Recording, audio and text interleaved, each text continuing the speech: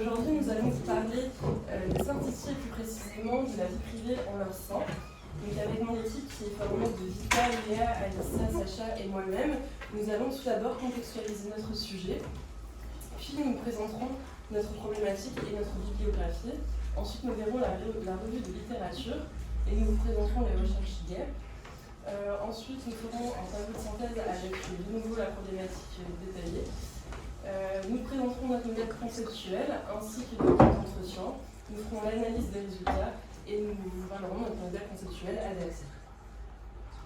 Donc, d'après Elvira Ismagulova, Laurie Hughes, Oges Divedi et Ravi Raman, en 2019, dans leur écrit Smart City Advanced in Research and Information System Perspective, International Journal of Information Management, une smart city peut se définir comme une ville utilisant les technologies de l'information et de la communication afin d'améliorer la qualité de vie de ses citoyens, la prestation économique des services publics, l'économie locale, le transport, la gestion du trafic, l'environnement et les interactions avec le gouvernement en place. Quant à la vie privée, selon le droit civique français, elle correspond à la sphère d'intimité de la personne. Cette sphère a la vocation de rester à l'abri du regard d'autrui. Donc maintenant, si on parle plus concrètement du terme de ville intelligente, il est apparu dans le domaine public en 2005 en étant utilisé par Bill Clinton. Donc pour la petite anecdote, l'ancien président américain, il aurait lancé un défi à John Chambers, donc le président de Cisco, qui est un géant fabricant américain d'équipements de réseau numérique, qui était fasciné par un projet sud-coréen, quartier high-tech dans la ville de Songo. Donc il était capable de collecter et de traiter un nombre conséquent de données sur ses habitants. Donc face à cette fascination, Bill Clinton il aurait réagi en mettant Cisco au défi, utiliser des outils technologiques pour rendre les villes intelligentes et plus durables. Donc, Cisco a relevé ce défi avec brio et l'entreprise a investi un budget de 25 millions de dollars pour des recherches pour améliorer le projet sud-coréen et ainsi créer une ville durable selon sa propre définition, une infrastructure traditionnelle avec la technologie pour enrichir la vie des citoyens. Donc aujourd'hui, on peut trouver des smart cities partout dans le monde, et comme vous pouvez le voir avec le classement sur ce tableau, la première smart city mondiale est Singapour. Donc pourquoi Singapour? Tout simplement parce que c'est la deuxième plus grande ville du monde, et dans cette ville tout est connecté, les services publics, l'habitat, même les secteurs de la santé et de l'environnement sont concernés. Donc on va avoir des capteurs installés dans toute la ville, des voitures autonomes, des maisons intelligentes, des rues intelligentes et même une plateforme d'open data gouvernementale. On peut aussi noter que sur 5,6 millions d'habitants, on a 45% des habitants qui vont utiliser quotidiennement le réseau de transport en commun de la ville. Donc on est vraiment sur une ville qui est ultra connectée. En France aussi, on a beaucoup de smart cities, dont les premières sont Paris, Lyon et Dijon. Donc si on prend l'exemple de Paris, Paris c'est le siège de près de 50% des entreprises françaises, dont 20 des 100 premières entreprises mondiales. On va avoir l'un des plus grands dans ce réseau de transport en commun du monde et des possibilités de transport alternatifs comme le vélo, les véhicules électriques. La ville investit également grandement dans le transport intelligent, avec par exemple le projet Grand Paris Express. Et on a aussi une démocratisation de l'open data depuis 2006. Donc si on parle de notre exemple chiffré, on peut voir qu'en termes de respect de la vie privée, le site anglais Comparitech de comparaison de services technologiques, il a réalisé une étude en évaluant la protection de la vie privée et l'état de surveillance des citoyens dans 47 pays du monde. Donc les critères étudiés portaient sur l'usage de la biométrie, le partage de données, la surveillance visuelle, la liberté d'expression, mais aussi des lois qui protègent la vie privée. Donc on peut voir ici que la France elle arrive deuxième de ce classement pour le classement UE, avec un score de 3,1 sur 5 après l'Irlande, grâce au rôle de la CNIL, donc la Commission nationale de l'informatique et des libertés, et de la RGPD. Donc toutefois, elle va utiliser le partage des données au niveau national et européen, ce qui a fait diminuer son score. Singapour, elle va se placer en dessous de la France avec un score de 2,7 sur 5, la plaçant 15e du classement hors UE. Donc la ville elle a une situation qui est assez semblable à la France, mais avec tout de même des niveaux plus inférieurs, notamment en termes de surveillance médicale et financière, mais aussi sur le lieu de travail, du déplacement et de l'intersection des communications.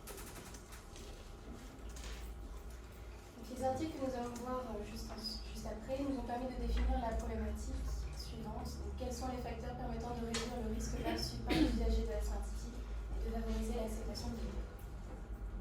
Dans un premier temps, nous allons voir la smart city ou comment améliorer la vie citoyenne grâce aux technologies de l'information et de la communication. Nous allons évoquer la conceptualisation et l'historique de la smart city ainsi que ses différentes dimensions. Et nous poursuivrons avec une étude de la cybersécurité sur les données en ligne à travers la théorie de la motivation de protection de Rogers et le paradoxe de la vie privée de Paris. Finalement, la troisième partie sera dédiée à l'étude de la vie privée et de la sécurité dans le contexte des smart cities à travers la théorie de la science des données et un cadre conceptuel sur les problématiques de sécurité et vie privée dans les Smart Cities. Donc ici, nous pouvons voir l'ensemble des articles qui ont été utilisés avec leurs auteurs, les titres, les dates, ainsi que une page d'édition. Donc maintenant, si on passe à la première partie de notre revue littérature, donc la Smart City, au comment améliorer la vie citoyenne grâce aux technologies de l'information et de la communication, donc l'éthique. Et bien tout d'abord, il faut savoir que avoir des compteurs d'eau intelligents qui détectent automatiquement les fuites dans les grandes infrastructures comme les supermarchés, ou passer à l'électricité verte dans l'éclairage des rues commerciales durant la nuit, créer des immeubles plus petits qui vont moins consommer, qui seront plus verts, pour accueillir des entreprises et des habitations, ou encore développer les lignes de transport intelligents au-delà des villes pour inciter les habitants à limiter leur usage de la voiture. Donc tels sont les moyens technologiques qui peuvent être employés pour répondre aux nouveaux challenges des villes actuelles, qui sont de fournir en eau, en électricité et en infrastructure, ou encore en transport, un nombre conséquent d'habitants. Donc en effet, aujourd'hui, on constate qu'il y a un grand attrait pour l'urbanisation. Donc la vie citadine, elle attire et de plus en plus de personnes décident de quitter le monde rural pour venir en ville. Donc d'après l'ONU, d'ici 2050, on sera 6,5 milliards de citadins à travers le monde, ce qui amène du coup de nouveaux besoins, qui est de limiter l'impact de ce phénomène. Donc pour ça, il y a une solution, la création d'une infrastructure intégrée accessible, donc il s'agit de la Smart City. Donc il faut faire attention par contre, parce qu'une Smart City, pour qu'elle fonctionne, c'est primordial pour les villes d'intégrer des systèmes d'information qui vont être basés sur l'IoT, l'Internet des objets, qui se définit par Bertrand Berthelot dans des Définitions marketing comme la tendance par laquelle de plus en plus d'objets du quotidien ou de nouveaux objets vont être connectés à Internet. Donc ces systèmes d'information, eux, peuvent se définir, selon Coursera, comme un groupe de réseaux et de processus qui sont interconnectés pour permettre la collecte, le filtrage, le traitement, la création, la transmission et la livraison de données, et qui vont impliquer à la fois du matériel et des logiciels. Donc si on passe maintenant aux différentes dimensions de la Smart City, eh bien une Smart City va se découper en 7 dimensions. On va avoir la mobilité intelligente, la vie intelligente, l'environnement, les citoyens, le gouvernement, l'économie et l'architecture et les technologies intelligentes. Donc la première, la mobilité intelligente, ça va consister en fait d'améliorer le trafic urbain, les systèmes de transport, de logistique et de communication à l'aide d'éthiques innovantes et durables utilisant la technologie de transport en commun. Donc ça va passer par la gestion du trafic, le suivi des véhicules, la stabilité des itinéraires, les métros intelligents ou encore l'Internet des véhicules. Donc une navigation efficace dans la ville, ça va être un élément primordial pour la réussite des villes intelligentes. Ensuite, on va avoir la vie intelligente qui consiste en l'utilisation d'éthique pour atteindre une qualité de vie dans un cadre vivable et sûr. Donc ça va passer par la sécurité publique, les soins de santé, l'éducation, le tourisme intelligent et les constructions intelligentes. Donc en effet, il y a une complexité en fait, dans les aspects quotidiens de la vie du travail. Et ça va être important d'améliorer la perception des services au sein des villes pour les citoyens, notamment en termes de sécurité et de confiance dans l'interaction avec les Smart Cities.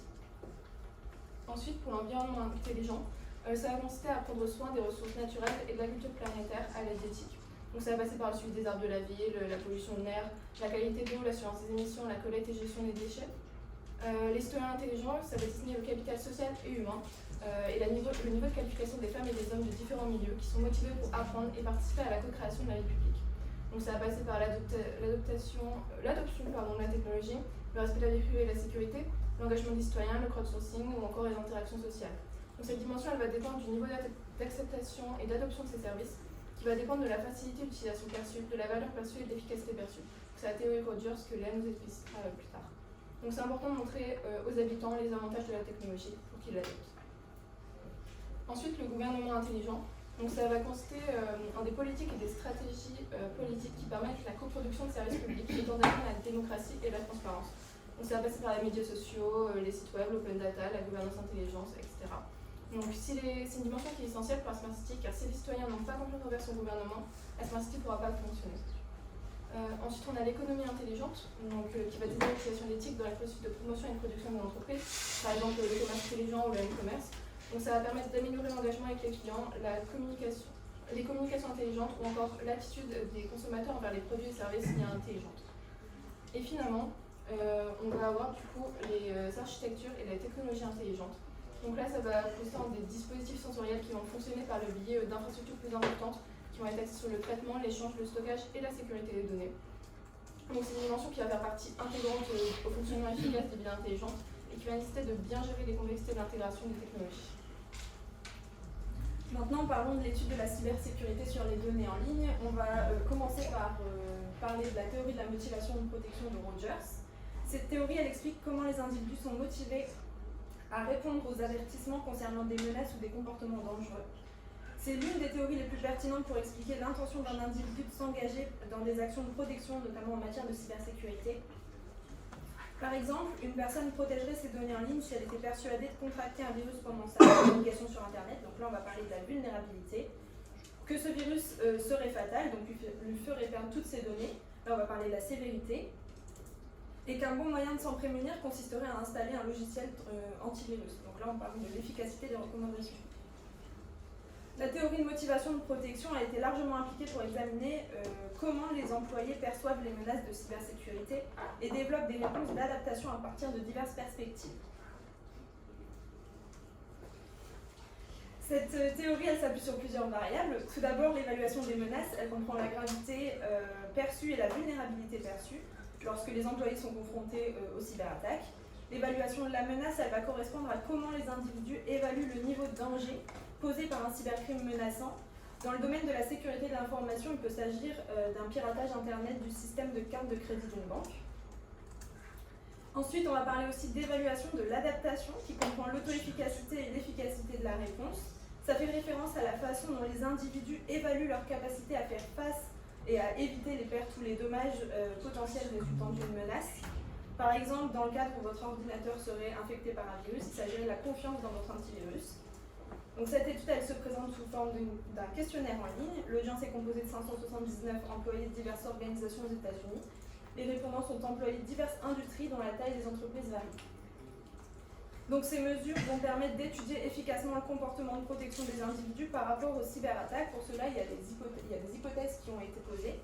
Premièrement, l'hypothèse 1 qui dit que le comportement des pairs a un effet direct positif sur les signaux d'action pour les comportements de cybersécurité des employés. Donc c'est une hypothèse qui a été validée. L'hypothèse 2 qui dit que les signaux d'action ont un effet direct positif sur l'expérience d'action des employés en matière de cybersécurité. Par signaux d'action, ici, on va entendre un signe qui est convenu à l'avance, qui doit déclencher une action, par exemple l'envoi d'un message d'alerte concernant un crime de sécurité potentiel. C'est une hypothèse qui a également été validée. Les hypothèses 3, A, B, C, D et E portent sur l'impact de l'expérience des employés en matière de cybersécurité. Donc toutes ces hypothèses, elles ont été validées. L'expérience des employés en matière de cybersécurité est donc positivement associée à toutes ces données. Les hypothèses 4, B, C, D et E portent sur l'impact de la gravité perçue, la vulnérabilité, les obstacles, l'efficacité de la réponse et l'auto-efficacité sur le comportement de protection. Et l'hypothèse 4A dit que la gravité perçue affecte le comportement de protection. C'est une hypothèse qui a été réfutée car il n'y a pas de relation significative entre la gravité perçue et les comportements de cybersécurité autodéclarés. Donc ces résultats ils suggèrent que la sévérité perçue ne joue pas un rôle aussi important dans les comportements protecteurs des employés. Donc toutes les autres hypothèses 4 ont été validées. Enfin, cette enquête elle a révélé que la transformation de la sécurité n'affecte pas seulement les choix technologiques, il est aussi tout important de sensibiliser les employés à la lutte contre la cybercriminalité, puisque lorsqu'un employé est au courant de la politique ISSP de son entreprise, il est capable de faire face aux problèmes de cybersécurité sur son lieu de travail. Compte tenu de la différence significative entre les employés qui connaissent la politique de cybersécurité et ceux qui ne prêtent pas attention à l'existence de telles politiques signalées, dans cette étude, la direction a adopté certaines mesures proactives. Premièrement, il y a le soutien et l'implication de la haute direction dans la politique de cybersécurité. Les employés s'inspirent souvent de la direction en matière de conformité à la sécurité.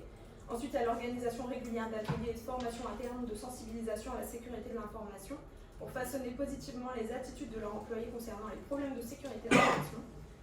Et établir un environnement organisationnel qui est favorable en établissant des programmes de sensibilisation et en surveillant les résultats de mise en œuvre. Ça permet notamment de comprendre les écarts de comportement entre les employés. Donc la théorie dont nous allons parler maintenant est la théorie du paradoxe de la vie privée.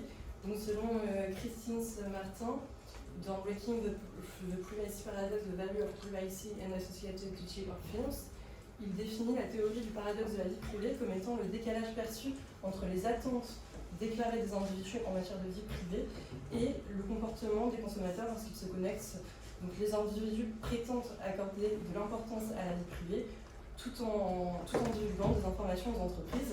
C'est donc une théorie intéressante pour expliquer que les consommateurs renoncent volontairement à leur vie privée lorsqu'ils partagent leurs informations avec un site web ou un réseau social. Par exemple, une personne qui rentre sur un site internet et remplit un formulaire de contact avec ses données personnelles a conscience que ces données peuvent être utilisées par l'équipe de marketing pour personnaliser des mails promotionnels par exemple. C'est donc la théorie du paradoxe de la vie privée, elle a été remise en question de multiples fois. Ici, il s'agit de mettre en évidence que les consommateurs conservent de fortes attentes en matière de vie privée, même après avoir divulgué des informations personnelles. Plusieurs variables vont mesurer que les consommateurs conservent de fortes attentes en matière de vie privée après avoir divulgué des informations. Tout d'abord, il y a une unique variable dépendante qui est la confiance des consommateurs dans un site web. Et ensuite, il y a d'autres variables qui influent sur cette première variable, ces variables sont la sécurité de la donnée, l'utilisation première de la donnée et l'utilisation secondaire de la donnée. L'utilisation principale de la donnée, ça correspond à une utilisation qui est dite bénéfique pour le consommateur. Par exemple, utiliser les données récoltées sur un consommateur pour pouvoir lui proposer des réductions et des produits qu'aime ce même consommateur. L'utilisation secondaire de la donnée, quant à elle, elle correspond à une utilisation dite néfaste des données par le site qui peut impacter la vie privée et la confidentialité des données du consommateur. Donc, par exemple, un site qui revend les données qu'il a récoltées à une entreprise tierce. Cette étude, elle se présente sous la forme d'une enquête factorielle avec l'évaluation de 40 sites fictifs. Donc l'audience, elle devait répondre à un sondage qui a été déployé pendant 3 mois. Donc ces différentes mesures, elles vont permettre d'établir du coup efficacement le fait que les consommateurs conservent de fortes attentes en matière de vie privée, même après avoir divulgué des informations personnelles. Donc pour cela, il y a différentes hypothèses qui ont été établies. Donc pour l'hypothèse 1A, les chercheurs ils ont fait 2 hypothèses qui sont contraires. De fait, si l'hypothèse 1A est validée, l'hypothèse 1B sera réfutée et réciproquement. Donc ici, l'hypothèse 1A est la suivante. La divulgation des informations personnelles du consommateur par l'équipe marketing d'un site ne va pas avoir de conséquences négatives sur la confiance du consommateur envers le site internet. Donc pour être plus clair, même si un site diffuse des informations personnelles, ces informations personnelles, le consommateur aura toujours confiance envers ce site.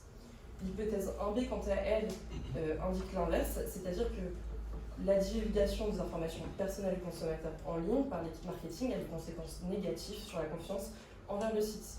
Donc inversement, un site qui diffuse des informations personnelles du consommateur, le consommateur n'aura plus confiance envers ce site. Donc au niveau des résultats et de par l'enquête, nous pouvons voir que ce sera l'hypothèse 1B qui sera validée. En effet, les consommateurs partagent volontairement leurs données à un site. Toutefois, si ce site partage les données des consommateurs sans leur consentement, alors les consommateurs n'auront plus confiance envers ce site. Ainsi, les consommateurs conservent bien de fortes attentes en matière de confidentialité, même après avoir divulgué des informations personnelles. En ce qui concerne l'hypothèse 2, elle indique que les consommateurs perçoivent les bénéfices du partage de leur information privée à des sites et ces bénéfices l'emportent sur les inconvénients et risques de violation de leur vie privée. Ou plus simplement, les bénéfices du partage d'informations personnelles des consommateurs surpassent les inconvénients perçus de ces derniers. Cette hypothèse, elle est réfutée car les consommateurs sont déjà méfiants quant à l'utilisation des bénéfices de leurs données, ce qui permet de leur donner, ce qui ne permet pas de surpasser leurs craintes envers les inconvénients et risques perçus de la violation de la vie privée. Enfin, la dernière hypothèse indique que la violation de la vie privée aura un impact négatif sur la confiance du consommateur envers le site web, qui est similaire à l'impact de la violation des valeurs fondamentales comme la sécurité. En d'autres termes, cette hypothèse elle suggère que pour les consommateurs, une violation de leur vie privée aura la même gravité qu'une violation de certaines valeurs fondamentales, exemple la règle de sécurité d'un site web.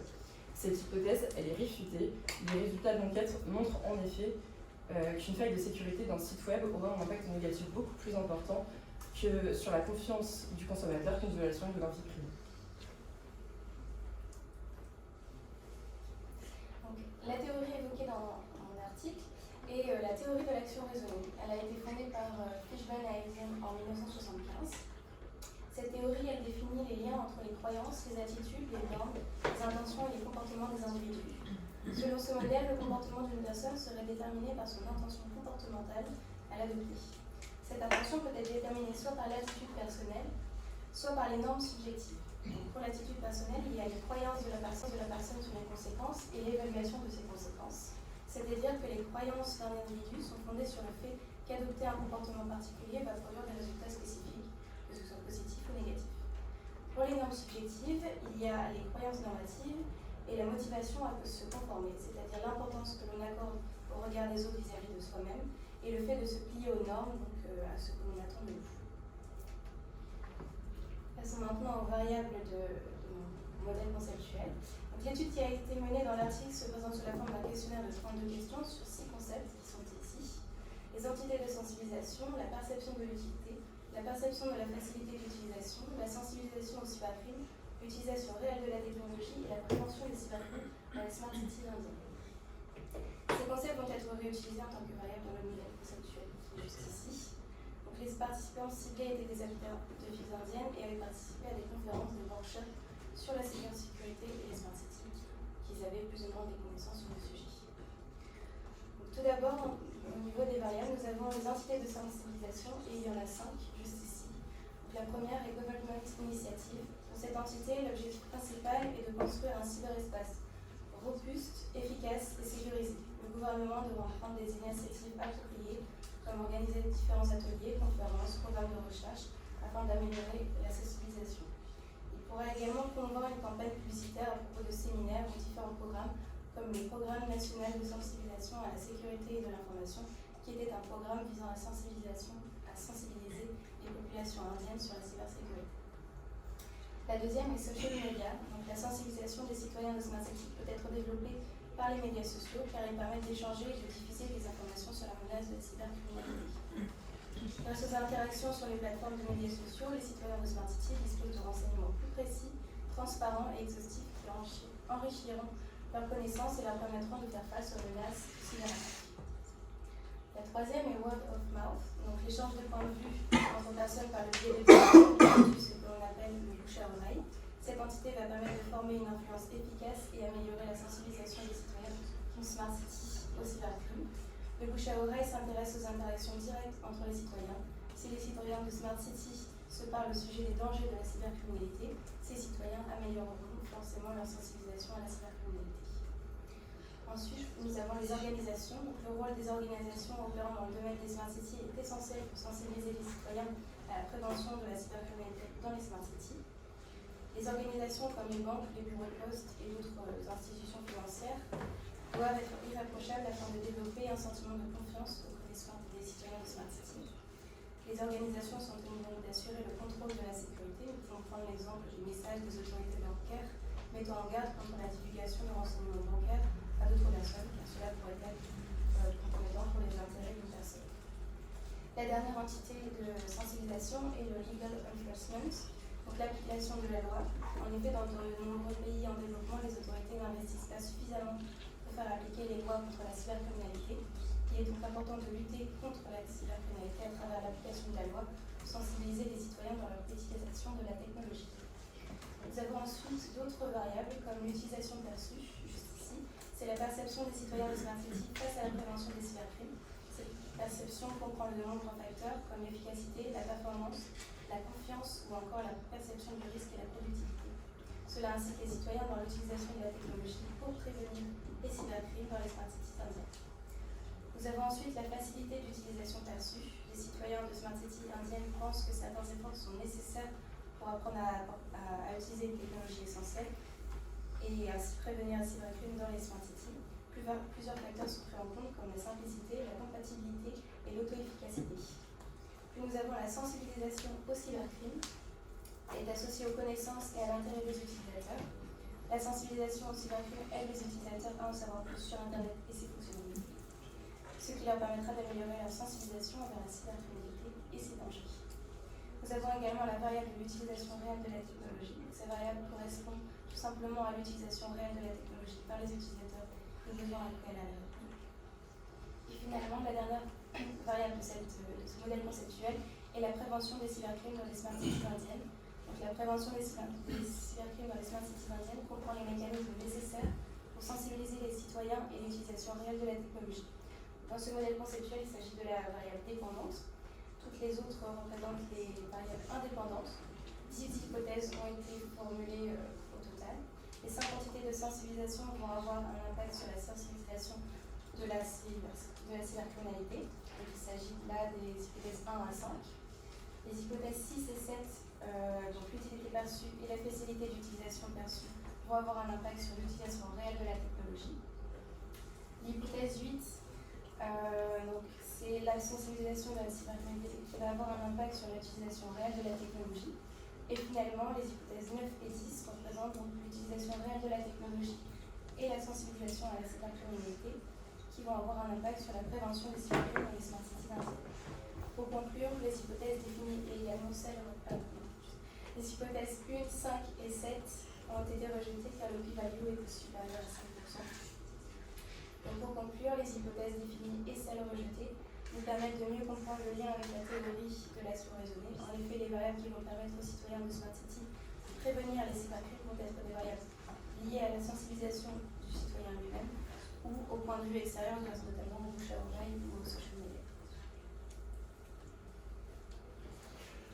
Bon, de mon côté, on va vous présenter, on va poursuivre l'analyse avec l'article Security, Privacy and Risk within Smart Cities, qui va tenter de montrer les risques que peuvent rencontrer les smart cities et comment ils peuvent impacter la vie privée et la sécurité des parties prenantes. Et donc l'article s'est basé sur une méthode de révision d'autres articles qui sont basés sur 99 articles et ils ont 95 articles. Mais ces 95 articles, ils ont retenu la théorie unifiée de l'acceptation et de l'utilisation de la technologie, UT-AUT, qui a été, elle a été présentée avec la première fois par Ben Katesh en 2023, excuse-moi. Et cette théorie est un modèle d'acceptation de la technologie modèle d'acceptation de la technologie, ce sera une théorie des systèmes d'information qui va modéliser la façon dont les utilisateurs vont être amenés à accepter et utiliser la technologie. Et donc cette théorie vise à expliquer la situation des personnes avec ces systèmes d'information et le comportement qu'ils auront après avoir utilisé cette technologie-là. Donc elle va se baser sur l'expérience de performance, l'attente d'effort, l'influence sociale et les conditions favorables. Et ensuite, grâce à tous ces articles, ils ont pu atteindre ce modèle conceptuel-là, Smart City Security and Privacy Framework, donc le modèle des Smart Cities sur la sécurité et la confidentialité. Et donc, de ce modèle, un certain nombre de thèmes émergents et de défis importants ont été discutés afin de fournir une synthèse sur les facteurs clés liés aux menaces à la vie privée et à la sécurité, la cybercriminalité sur la ville intelligente. Donc, le texte souligne comment ces nombreux défis peuvent avoir un impact sur les citoyens et exposer la vulnérabilité qui pourrait être exploitée par des organisations tierces. Donc, dans ces défis-là, on va avoir la confiance opérationnelle et traditionnelle, la technologie et la durabilité. Donc, ce qui concerne la confiance, donc le concept de confiance est essentiel dans le contexte de Smart Cities, vu que lorsqu'on parle de vie privée, sécurité et risque, donc pour que les utilisateurs puissent utiliser toutes ces technologies-là, ils doivent avoir confiance, ils doivent croire qu'il n'y a pas vraiment de risque dans les technologies qu'ils vont utiliser. Ensuite, pour les défis opérationnels et traditionnels, on peut dire que le fait que les villes veulent développer une transition, ils doivent le faire de manière à ce que tous les risques sont minimisés et que les perturbations pour les parties prenantes existantes qu'ils arrivent à trouver un moyen de les gérer. Donc ensuite, tout ce qui concerne les technologies, ils doivent faire en sorte de mettre des systèmes technologiquement rigoureux avec des mécanismes de sécurité qui sont adéquats pour prévenir les violations de données et exposer les vulnérabilités des parties prenantes. Donc pour la durabilité sera un thème qui reviendra à plusieurs reprises dans l'article. Le fait c'est que les technologies qui vont être mises en place vont dans un premier temps vont permettre d'optimiser la vie des parties prenantes. Ils doivent quand même aussi aider à mettre en place un système qui va durer sur le long terme, qui n'aura pas un impact négatif sur l'environnement. Et donc, pour mieux expliquer le modèle conceptuel, je peux dire que les parties prenantes qui sont les citoyens, le gouvernement et les organisations, donc entreprises, seront au centre du modèle. Et comme ils sont au centre du modèle, ils vont être amenés à être en interaction avec les 6 facteurs de la Smart Cities qui sont les services, la mobilité, les normes et les protocoles, la gouvernance, le bien-être, les lois et les régulations. Et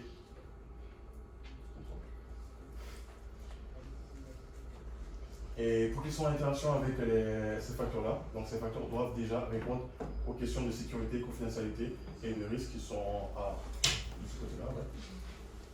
Et sans ça, les parties prenantes seront réticentes à l'utilisation de ces facteurs. Et donc enfin, on va retrouver les défis que j'ai présentés tout à l'heure, pour qui les concepteurs des smart cities vont devoir faire attention à ces défis-là pour pouvoir créer la smart city et pouvoir maintenir la smart city. Et donc, à la suite de ce modèle, un certain nombre de propositions ont été élaborées. Et donc, ces propositions sont les 3 que vous voyez là. Donc, la résolution d'un nombreux défis technologiques et de durabilité peut influencer de manière significative l'adoption et réduire le risque des problèmes opérationnels et interactions avec les citoyens dans les smart cities. Donc, selon les auteurs, résoudre les problèmes des défis technologiques et de durabilité vont influencer la manière dont les gens vont voir les risques du 3e défi qui était l'opérationnel et la transition. Ensuite, on aura l'attention accrue portée aux nombreux problèmes liés aux éléments de confidentialité et de sécurité. De l'infrastructure de la ville intelligente engendrera des niveaux de confiance plus élevés dans les opérations de la ville intelligente en interaction avec les systèmes de la ville intelligente. Donc, le fait de montrer aux parties prenantes qu'il y a des actions qui sont mises en place pour les protéger, donc ils sont moins réticents à être dans une ville intelligente. Donc la proposition 3, qui est le passage d'une infrastructure traditionnelle existante à une infrastructure englobant les initiatives de la ville intelligente présente un risque important pour les concepteurs et planificateurs, à moins qu'une attention suffisante ne soit accordée aux facteurs de transition liés à l'homme. Et donc c'est comme on a dit tout à l'heure, pour passer d'une infrastructure à une autre, il faut qu'il y ait des méthodes en place pour montrer aux parties prenantes qu'il n'y a pas vraiment de risque à ce qu'ils y vivent et qu'ils utilisent cette technologie-là. Et donc ces propositions-là ont été mises en place pour valider le cadre qui a été proposé récemment, le modèle qui a été proposé récemment. Et donc, pour les risques en tout cas, on peut dire que la théorie de la motivation au comportement de production de Rogers ne porte pas clairement sur les smart cities. Et on découvre dans nos articles qu'il y a des risques liés à la technologie et on nous explique le comportement qu'adoptent les gens, cependant on ne dit pas comment réduire ce risque. Ensuite, on nous parle de beaucoup de risques liés à la vie privée, mais pas des autres types de risques. On ne nous présente pas clairement de façon à l'exploitation des gens à l'égard des smart cities. Donc à partir des limites qu'on vient de voir, on a établi cette problématique qu'on vous rappelle, qui est quels sont les facteurs permettant de réduire le risque perçu par les usagers de la Smart City et de favoriser l'acceptation du libre. Voici notre modèle conceptuel. Nous avons défini 7 hypothèses. Nous avons d'une part les variables de vulnérabilité et de sévérité de la menace qui vont avoir un impact sur le risque perçu qui va être élevé. Puis nous avons d'autre part les variables de l'utilité perçue et du sentiment d'efficacité qui, elles, vont permettre de modérer les 2 premières variables et ainsi réduire le risque perçu pour finalement favoriser l'acceptation de vivre dans une Smart City. En effet, la 7e hypothèse l'explique très bien. Plus le risque perçu vis-à-vis de la Smart City est faible, plus le citoyen acceptera de vivre dans une Smart City. Donc afin d'apporter une réponse à notre problématique, on a réalisé une étude qualitative. Donc, dans un premier temps, on a juste abordé des questions relativement générales comme la définition d'une Smart City et de ses caractéristiques. Puis on a discuté de notre premier thème, donc la vulnérabilité et la sévérité perçue des usagers dans la Smart City. Avant de finir avec des questions qui ont porté sur notre thème 2, donc le rôle de l'utilité et du sentiment d'efficacité personnelle pour réduire la vulnérabilité, la gravité et le risque perçu d'être dans une Smart City.